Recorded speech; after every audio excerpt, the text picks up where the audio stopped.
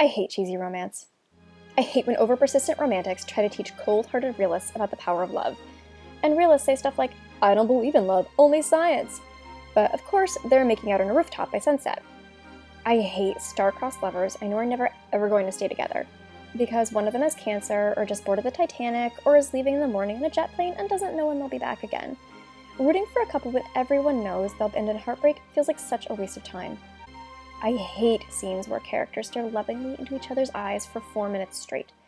And I hate that I have fallen in love with The Sun Is Also a Star by Nicola Yoon, even though it has every last one of the things I hate about romance. But here I am, just a book-peddling girl, asking you to check it out. So what's it about? Meet Daniel J. Hobei, a Korean-American boy facing pressure from his parents to ace his Yale interview and become a doctor.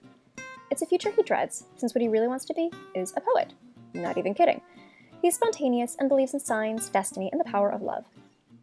Meet Natasha Kingsley, a 17-year-old Jamaican girl whose passions are astronomy, physics, and 90s grunge music.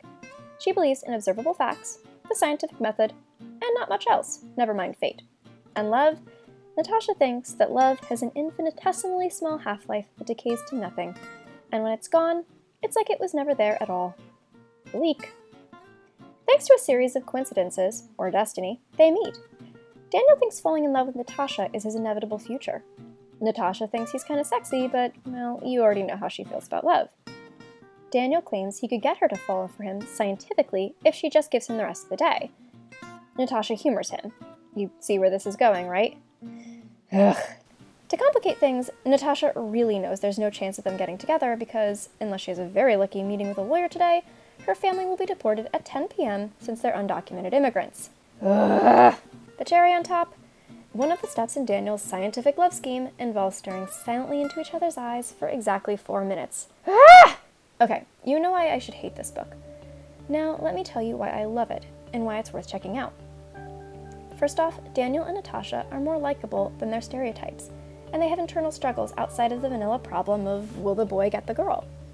For as cheesy as Daniel can be, he has an adorable charm that keeps him from being too cloying. He's relatable in his desire to do right by his family, but also escape his future career that they've planned for him. And interesting in his fear that deep down, he may be using this romantic destiny with Natasha as an excuse to sabotage his future. And while Natasha can come off as cold, there's definitely more to her too. As the story unfolds, we see how her life's been upended by people who followed their dreams to ruin, like her father, a talented but failed actor. She's seen the dark side of what clinging to hope and passion can do to someone. Natasha's fighting against a meaningful life where she has to take risks, like getting attached to Daniel, by clinging to what's safe and practical and provable. As Natasha and Daniel help each other feel more comfortable with who they are and understand who they want to be, I couldn't help but root for them. This isn't just the story of the romantic and the realist falling in love, it's a story of whether two very different people really can change each other for the better when they may only be in each other's lives for a few hours. And are they actually meant to be? Second, Natasha's and Daniel's romance is the tip of the iceberg of a bigger story. While we experience most of the story firsthand through Natasha's or Daniel's perspective, Yoon often pauses to look at it from another angle. We see Natasha through the eyes of the suicidal security guard, whose hunger for human contact throws off the timing of Natasha's day.